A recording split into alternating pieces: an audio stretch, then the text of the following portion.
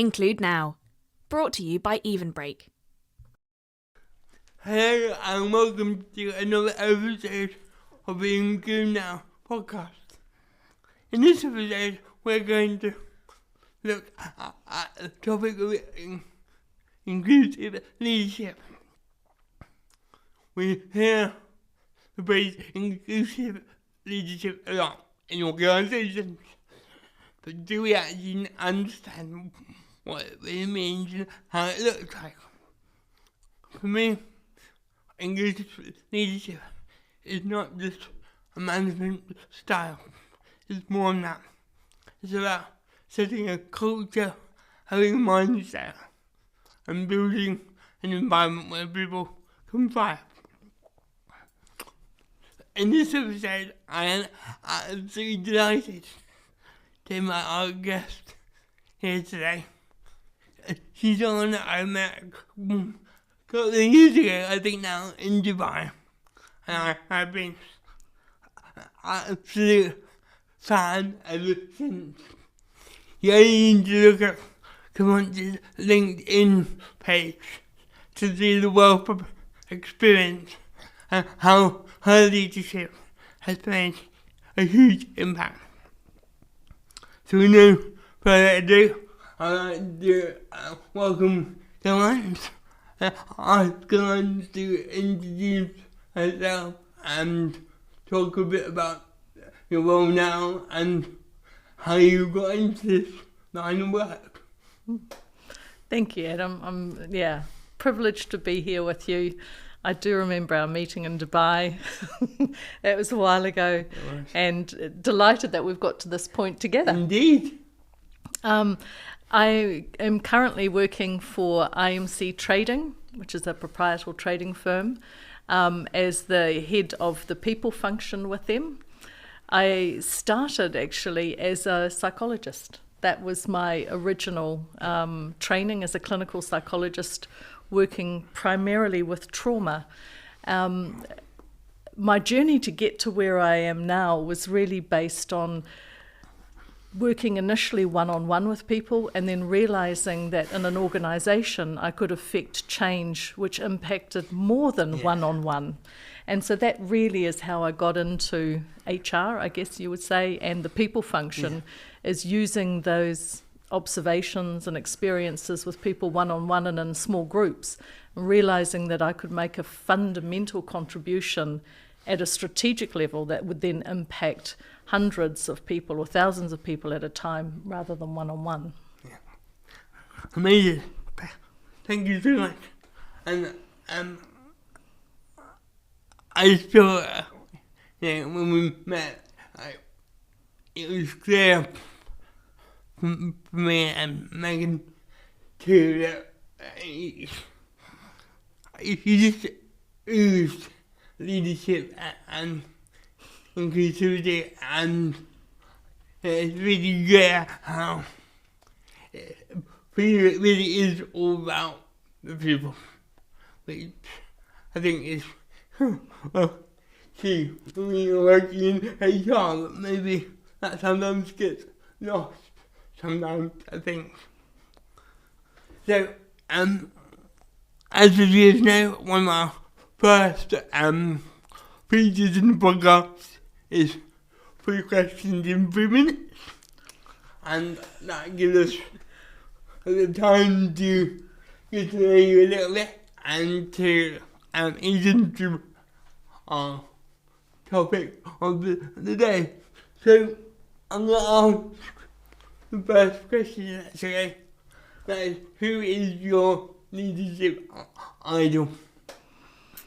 I thought long and hard about this, and it's a man called David Levine, who is a New Zealander who's now passed away, who was the very first job that I had, and that was between school and university. He was an older white guy, dare I say, and made me as an 18-year-old about to go, 17-year-old about to go to university, feel welcome and feel part of the company and feel like I was making a contribution. Yeah. He was the founder of the company, And I thought I was an insignificant, transient person coming through for only, 4 months, I think my role was. And yet he made me feel welcome and made me feel part of the team. And honestly, he's the kind of benchmark that I hold all my subsequent leaders for. I had no idea how fortunate I was that my first experience was with someone so human. Yeah. Amazing. Thank you for sharing that. Second question is, what was the last film you watched? I'm old school and I rewatched Lord of the Rings. No. And that I'm a Kiwi, my accent obviously is obvious that I'm a Kiwi, and it was kind of a, look at the landscape from home, and it was a nostalgia thing.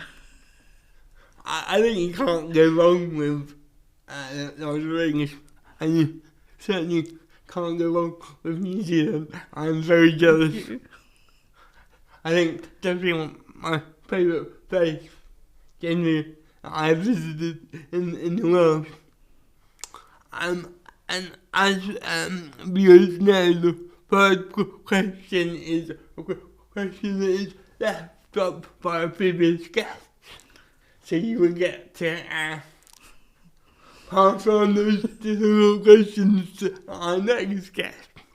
But the guest before they set the question, can you tell us a pivotal moment when you realised that you became a leader?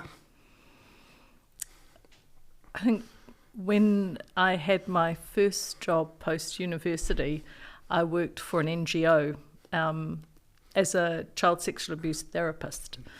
And it was a NGO that was government funded and regulated, etc.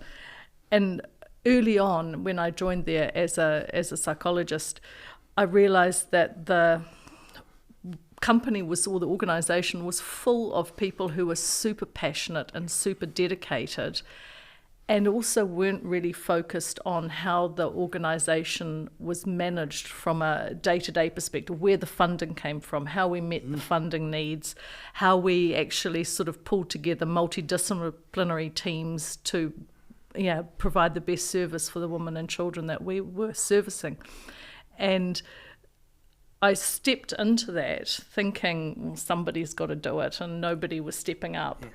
And then very quickly people started to look at me for broader things. And I think that for me was a pivotal moment. I was really young, really junior, but the fact that I saw a need and stepped up, I think was a real pivotal moment. Yeah. And I've tried to do that throughout the rest of my career as well, is find an opportunity and step up. Amazing. I love that. Thank you for sharing that. So I now want to move on to kind of the core conversation, the core topic of today, which, as you know, is inclusive leadership. Mm-hmm. I think inclusive leadership, that term, I feel like gets used a lot, and of course it should get used a lot, because everyone should be an inclusive leader. In reality, I don't think we're there. Yeah, I think there's a fair way to go. And I think the difference of being a really authentic, inclusive leader to your team and your organisation is huge. So I would like to get a sense from you is what you think an inclusive leader is. Adam, I think that you said it right in the introduction when you talked about mindset. I mean, for me, inclusive leadership is about a mindset. It's about making a conscious decision every day to think about things through different lenses, to try and look at things from different angles. And that's, people get busy, people get caught up, and they get into automation mode. But I think that really to be an inclusive leader is to stop is to be mindful and to say, okay, what decisions am I making today, and how can I make those in a way that builds a sense of belonging, that builds a cohesive unit. In Nederland, I've learnt this expression, which I'd never heard before, which quite appealed to me, which is when all noses point in the same direction. Which, I don't know, something quirky about that appealed to me. But again, it's that concept of really every day making a conscious decision to see if you're aligned and to see whether the direction that you're going in is actually the right direction. Yeah. I think stopping as a leader is something that we all need to do more of. I think we do get caught up in the day-to-day demands of organisation. But actually when you put people first, that organisation is only going to benefit and thrive further. So we do need to practice stopping. I guess just to dive a bit deeper and kind of get into the more tangible actions. Are there any practices that you do or that you've seen where you go, that's inclusive leadership in action right there? It's a really good question. I one of the things that, I have seen is just little hacks. So, for example, when you're in a team meeting, doing the old circle thing, and people go, but actually, oftentimes in meetings that I've been in different organisations where things are dominated by the extroverts, things are dominated by a very small group of people who, for whatever reason, hold the power in that organisation. So when you have small actions like a team meeting and you do a round table, you know that everybody has an opportunity to speak. Yeah. When you have, we've had leadership development offsites and all those sorts of things. Again, those actions where you have, little post-it notes that everyone loves to love with, you write your notes and you put it up on a wall. Again, it makes it easier for people who struggle, maybe for one reason or another, to be as articulate, or not articulate, it's not the right word, to be as forthcoming. So I think it's those things. When it comes to senior leadership, I have a higher standard, and I think that I'm not... On the one hand, I'm sceptical of top-down leadership in companies that are very top-down. On the other hand, I think with inclusive leadership, that has to be driven from the top. It has to be behaviourally led from the top. And it's something that is much harder to create bottom-up. You can do it, but the effort and the effort on the individuals who are pushing for inclusive leadership is so much harder. It's a hard cross to bear sometimes. From top down, I believe that the onus is on the senior leaders to actually champion inclusive leadership and to reward inclusive leadership. People are motivated by different things, whether that's bonuses and money, whether that is project opportunities, promotions, opportunities to move sideways. All of those things are all rewards, and the way that we reward the behaviours of our middle leaders is really important, and it's an important job of our senior leaders to ensure that we're rewarding the right behaviours. Yeah, I mean, I think, ensuring it is a key part of any leader's remit. I think, when it comes to inclusion, often it gets chucked into HR, maybe corporate responsibility, maybe as a EDI lead, which are all good practices, but actually every leader is responsible for inclusion, really. And I agree, it has to come top down if we're going to make real change. One thing I would say is I learn a lot from colleagues.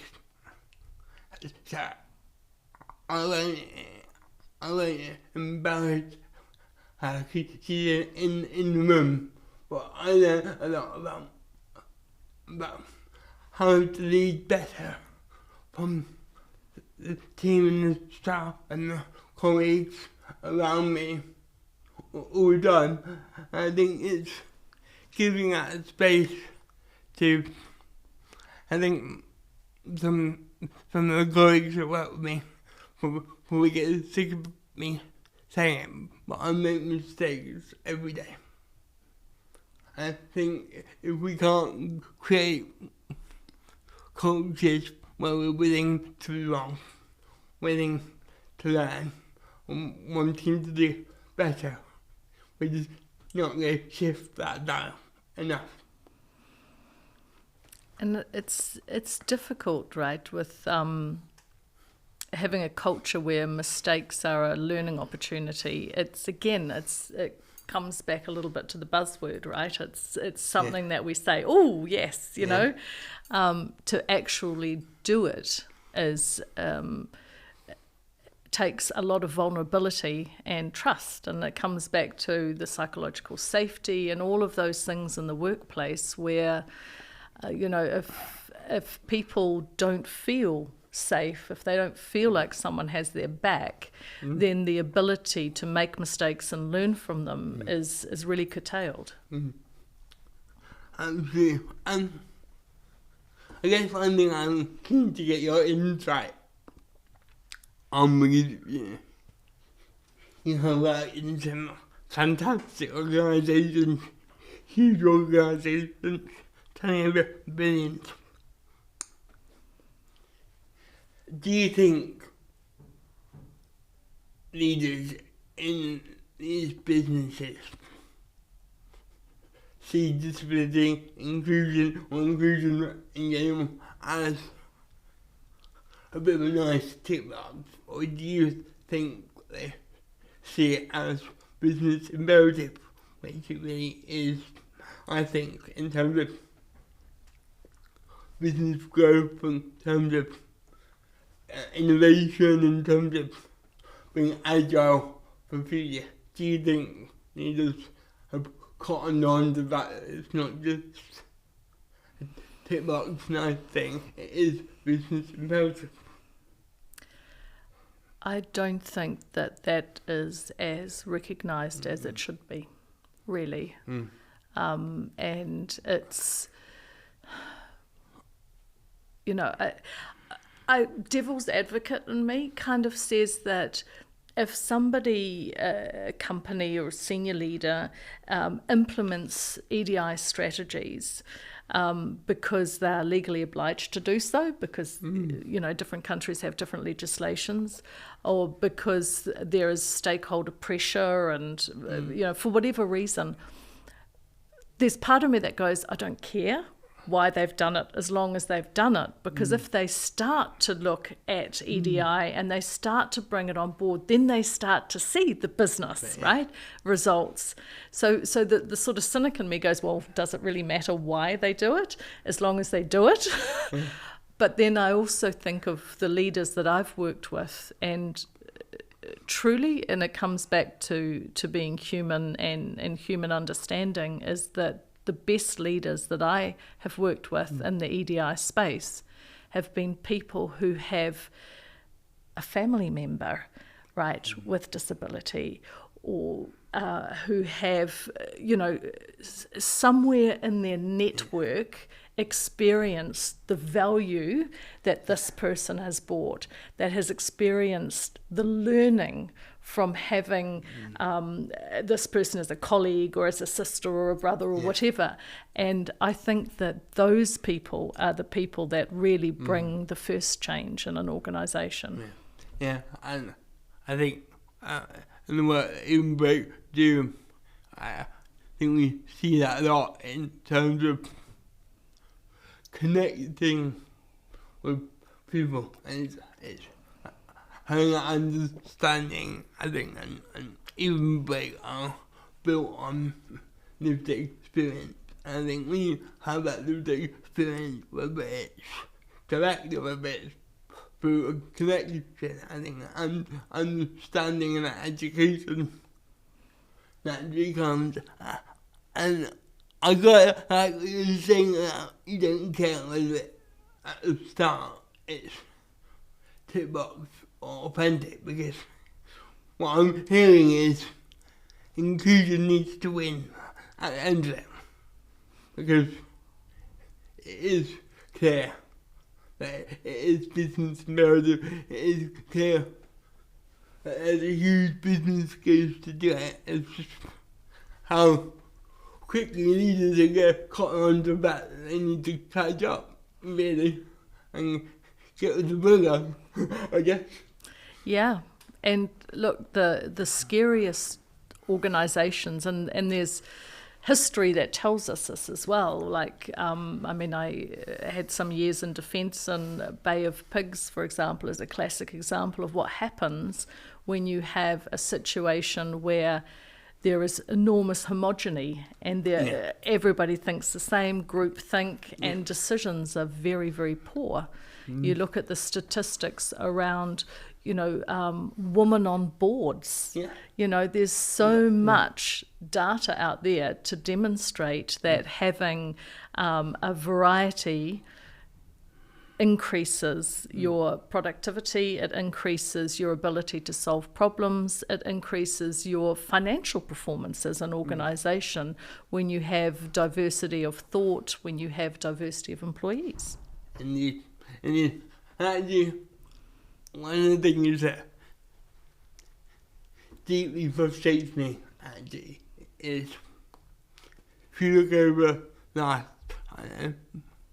8 years, here in the UK, the whole gender pay gap came out. It came out because it got leaked, and suddenly women are in paid a lot less than people who identify as male.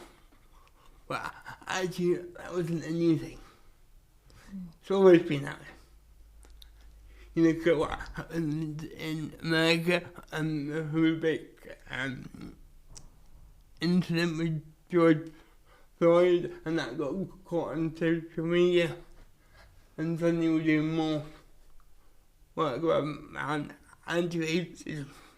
But again, that didn't start 4 years ago. It's been here, sadly, forever. So I guess what I'm leading to is, how can we get leaders to not wait until things go disastrously wrong, or not wait until we get caught out to react? How can we get leaders to understand, and we've got to get onto it in a bit more detail in a minute, how can we get leaders to understand that they need to include now? It's there's a Māori proverb, which I love, my favourite proverb, which says, what is the most important thing in the world? The answer is he tangata, he tangata, he tangata, which means the people, the people, the people. There's nothing more important than that. It's my favourite. And I think that, all the different organisations I've worked with in the different industries, at the end of the day, they make money, they deliver services, whatever it may be that they do, on the basis of people. Even when you talk about, like IMC, who I currently work for, they have a whole lot of algorithms and AI that drive things. It's still people who write that code. It's still people who create those algorithms. So even when you're talking about AI, you're talking about automation, it's still people that allow that to happen, that write the code, that create those things. So I think that, for senior leaders to really understand that it's the people that drive the profits, it's the people that drive the services, that is the only way that you can then, I think, help leaders reframe how they need to think about their workforce, how they need to think about their priorities. And now, everyone talks about data, everyone's data driven. And I think finally we are getting data that supports EDI, that supports the reality that you will perform better as a company if you have broader perspectives, if you have people in your organisation that are not homogenous. Yeah, absolutely. And do you have, cause I think we recognise that if we're going to really embed inclusion, we need leaders completely on board to drive inclusive culture.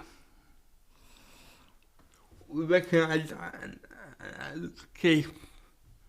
I think we've also recognised that we're not there yet in terms of having leaders who are authentically inclusive, or maybe leaders that have the intent to be inclusive but don't stop and think about the practice.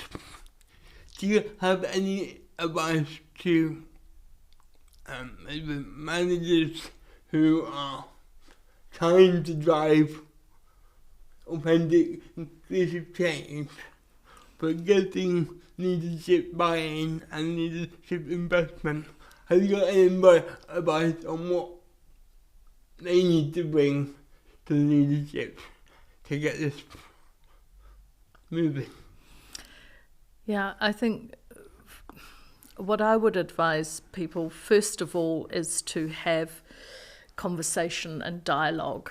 I think that dialogue and conversation is the best way for people to test their thinking, people to be challenged and questioned. So dialogue, I think, is very important. And in a workplace, again, HR is often the people that bring the dialogue to the table, that bring the topics to the table, and there is a responsibility, I think, when you're in a people function. I don't like to call it HR, prefer to call it people function.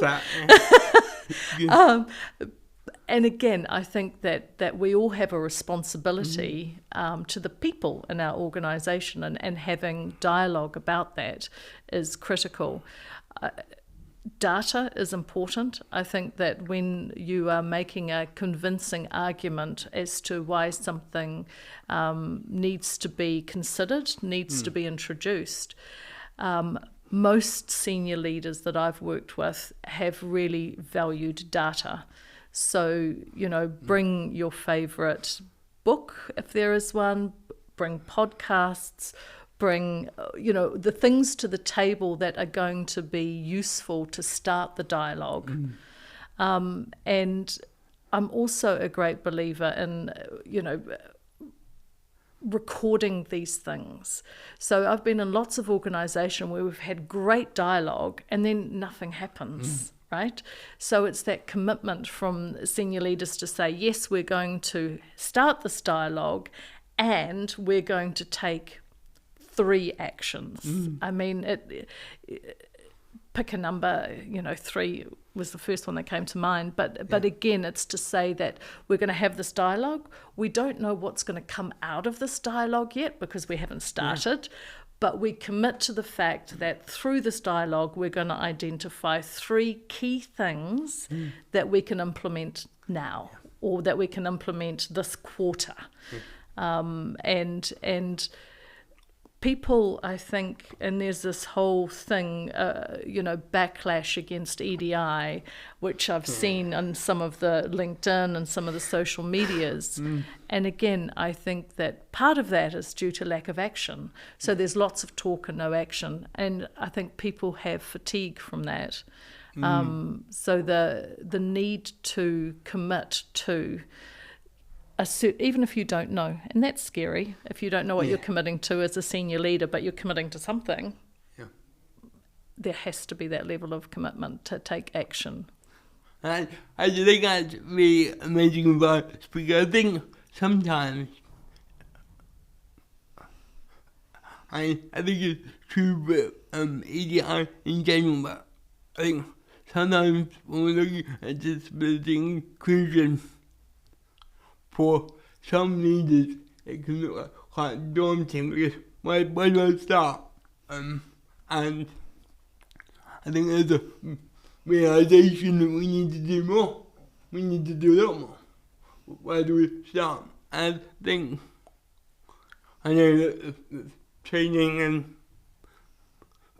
ethos even better when we're delivering support organisation is very much focused around tangible actions and building those steps to making it a much more inclusive workplace to belong to. So I think, I love the idea of having set actions, even though we might not know where I yet. It's still saying we need to do more and we need to start now. Yeah. Which I love. So I move on to the next feature in the podcast, which is Beyond the Buzzword. And I'm going to try not to get too overexcited and passionate about this because it's something I'm possibly hyper-focused on at the moment. And today's buzzword, or buzzwords, I should say, is inclusion is a journey. The reason I'm so animated about this is because I have been doing this kind of work for 15 years, and I have been guilty many times of saying inclusion is a journey. I've said it a lot.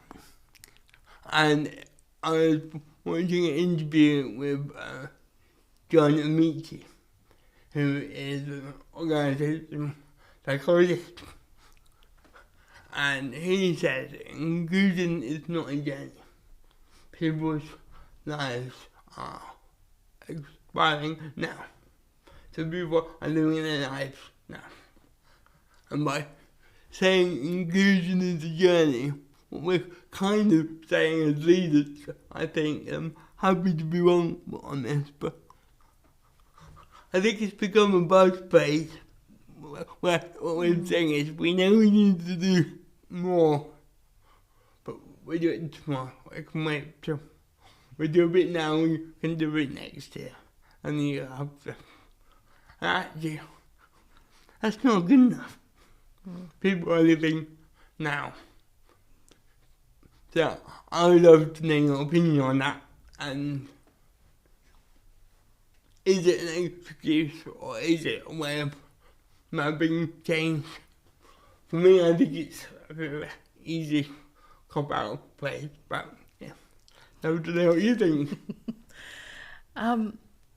I kind of think it's a bit of both. Yeah. You know, it's like when you eat an apple, you've got to take bites. You can't, well, certainly I can't fit a whole apple in my mouth.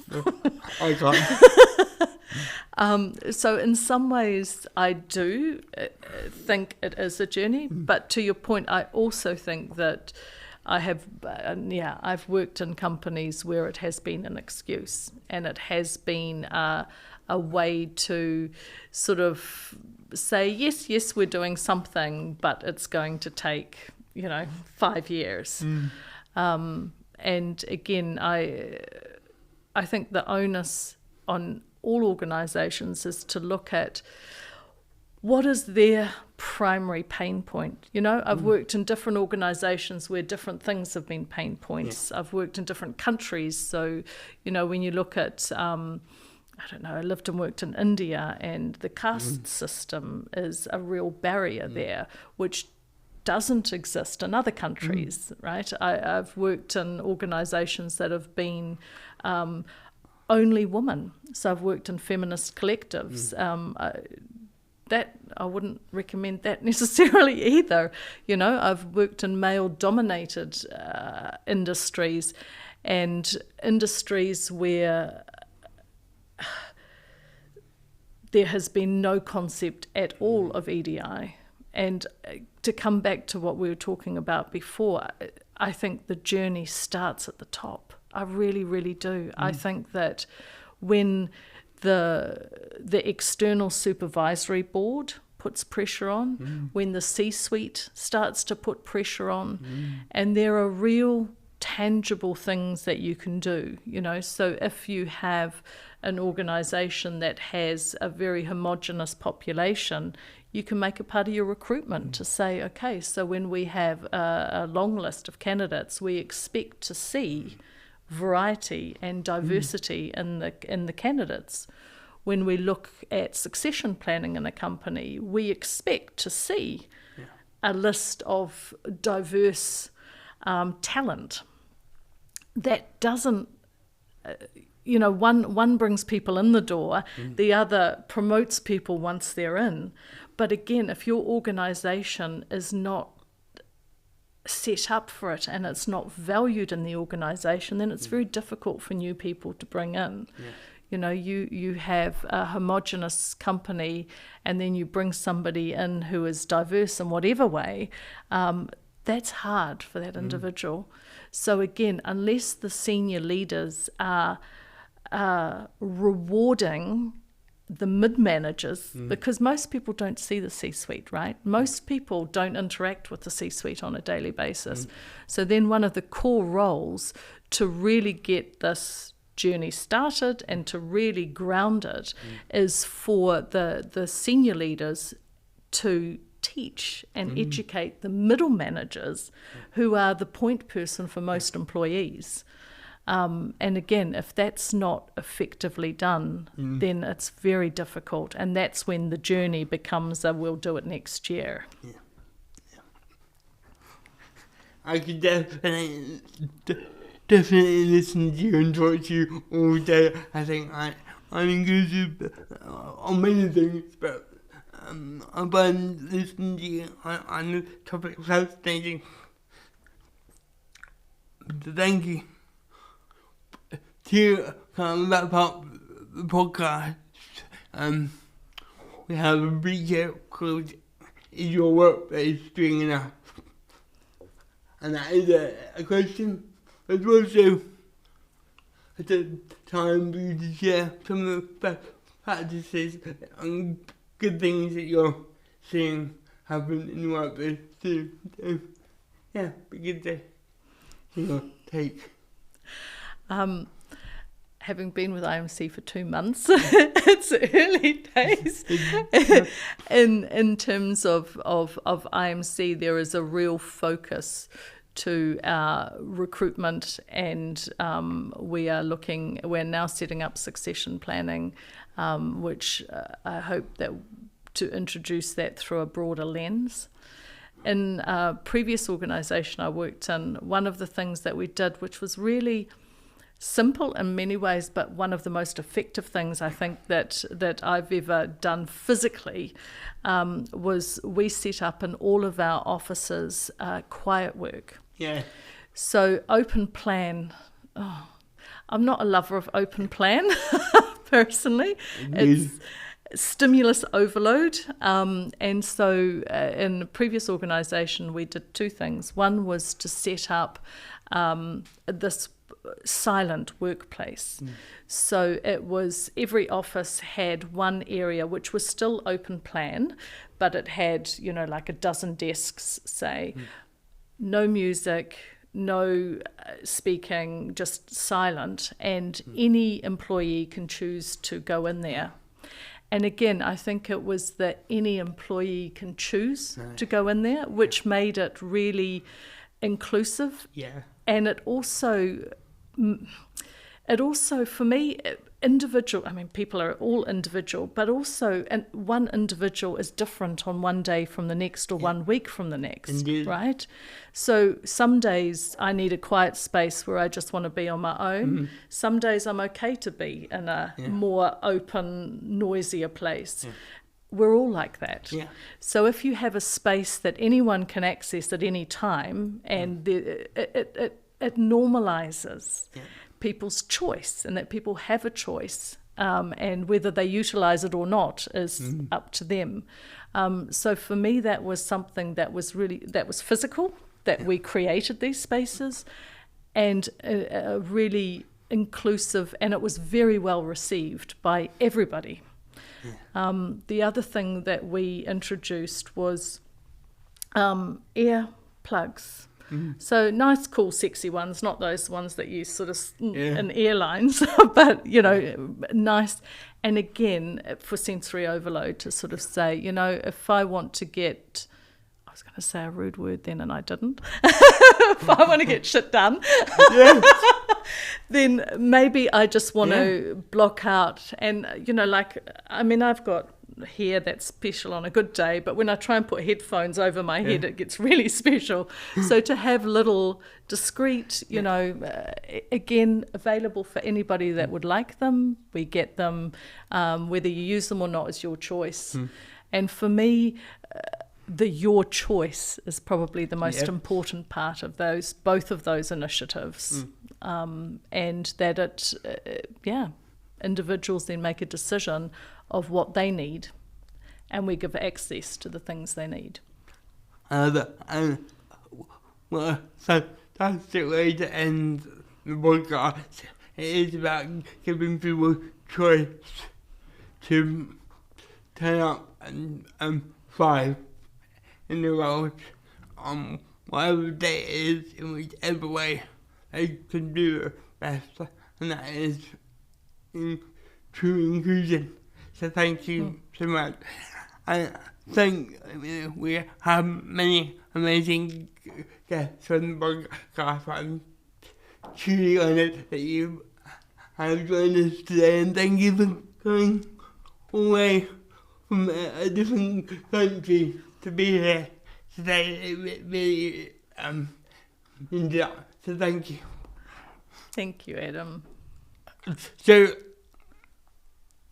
I don't normally wrap up the podcast now, but I think I really want to end it on Clémence's last comment, which is about giving choice and normalising different ways of working to create a more inclusive workplace. And that's what leaders need to do even more going forward.